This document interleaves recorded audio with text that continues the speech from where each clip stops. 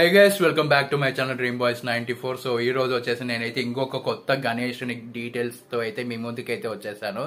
So ఇంకా late చేయకుండా వీడియోని అయితే స్టార్ట్ చేద్దాం. సో యాక్చువల్ గా వచ్చేసి ఒంగోలు పట్టణంలో ఈసారి ప్రత్యేక ఆకర్షణంగా 35 అడుగుల గణపతి విగ్రహం ఏర్పాటు అయితే చేయడం అయితే జరిగింది. సో ఈ విగ్రహాన్ని పూర్తిగా శంఖాలతో తయారు చేయడం అయితే జరిగింది. సుమారు 30,000 పైగా శంఖాలు అయితే వాడారు ఇది గణేషుని తయారు చేయడానికి. చాలా అంటే చాలా బాగా కొత్తగా అయితే ఆలోచించడం అయితే జరిగింది. సో ఈసారి వచ్చేసి చాలా అంటే చాలా బాగా అయితే కొత్త కాన్సెప్ట్స్ అయితే వాళ్ళు రావడం అయితే జరుగుతుంది.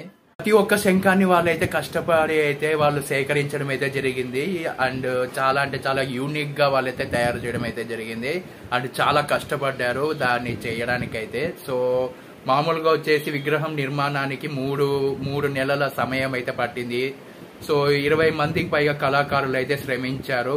గణపతి విగ్రహం ఎత్తు 35 అడుగులు అయితే ఉండడం అయితే జరిగింది. సో చాలా అంటే చాలా బాగుంది గణేశుడు కూడా. మీకు కావాలంటే లాస్ట్ లో అయితే ఫొటోస్ అయితే వేస్తాను, సో చూసేసేయండి. సో మనకి వచ్చేసి వెడల్పు వచ్చేసి సుమారు 20 అడుగులు అయితే ఉంటుంది. ఈ విగ్రహం మొత్తం పర్యావరణ హితమైనది. సో సిమెంట్ ఇనుప రాడ్లు మాత్రమే జేస్ కోసం అయితే వాడారు కాబట్టి. సో గణపతి విగ్రహంలో అలంకారాలు కూడా శంఖాలతోనే వాళ్ళైతే చేయడం అయితే జరిగింది.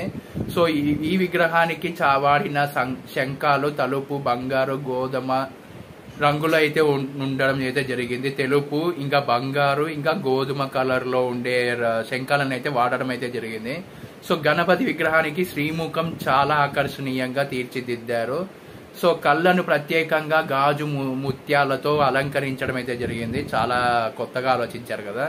సో గణపతి చేతిలో ఉండే మోదకాలు కూడా శంఖాలతోనే చేయడం అయితే జరిగింది. సో శివలింగ ఆకార శంఖాలను కూడా ప్రత్యేకంగా అమర్చారు. సో విగ్రహం సముద్ర సంపదకు ప్రతీకగా నిలుస్తుందని అయితే వాళ్ళైతే చెప్పడం అయితే జరిగింది. సో ఈ గణపతిని చూసేందుకు వేలాది మంది భక్తులు తరలి వస్తున్నారు. ఎక్కడెక్కడి నుంచో కూడా రావడం అయితే జరుగుతుంది. అందరికీ దర్శనం అయితే మన గణేశుడు అయితే ఇవ్వడం అయితే జరుగుతుంది. సో పండగ రోజులలో రాత్రి వేళలో ప్రత్యేక లైటింగ్ ఏర్పాటు చేయడం అయితే జరుగుతుంది. విద్యార్థులు, పిల్లలు ప్రత్యేకంగా ఈ విగ్రహాన్ని చూసి ఆనందిస్తున్నారు. సో గణపతి విగ్రహం చుట్టూ పూలతో అయితే మాలలు అయితే అలంకరించారు. సో గణపతి వాహనం ఎలుకను కూడా శంఖాలతో తయారు చేయడం అయితే జరిగింది కాబట్టి. సో విగ్రహానికి వేసిన రంగులు ఎకో ఫ్రెండ్లీ పెయింటింగ్స్ అనేది వాళ్ళు చెప్పడం అయితే జరుగుతుంది. స్థానిక మత్స్యకారులు కూడా ఈ విగ్రహ నిర్మాణంలో సహకరించడం అయితే ముఖ్య విశేషములు అయితే వాళ్ళందరూ అయితే చెప్పడం జరిగింది. సో విగ్రహం కోసం వాడిన పెద్ద శంఖాలు విశాఖపట్నం బీచ్ నుండి తెప్పించడం అయితే జరిగింది. లైక్ చేయండి, సబ్స్క్రైబ్